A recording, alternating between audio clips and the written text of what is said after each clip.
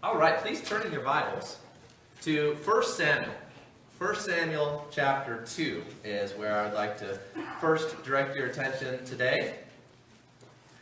We've been doing an Old Testament survey with our adult Sunday school class, and so my mind is in the Old Testament. And last week we took a look at Balaam, a very interesting person, a very fascinating story in the book of Numbers. This week we're moving ahead many years in the history of God's people to the time of Samuel. And I wanted to share with you today the story of the capture of the ark in 1 Samuel 4 through 7. But we're going to be starting here in 1 Samuel chapter 2. Now, before we jump into the text, I have some thoughts that'll get us going in the right direction to be able to understand what God is teaching us through the capture of the ark in 1 Samuel chapters 4 through 7. And that is the subject of true religion and false religion.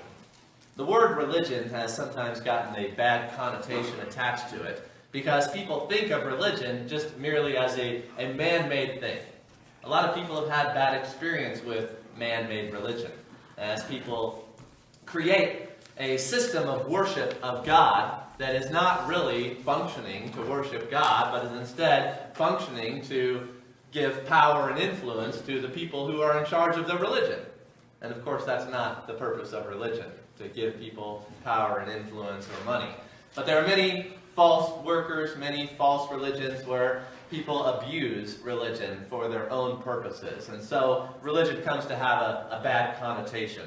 However, there is such a thing as true religion. And if you look up the word religion in the dictionary, one of the definitions you might find is the service and worship of God. And of course, there's nothing wrong with the service and worship of God when it is done in truth. And what we have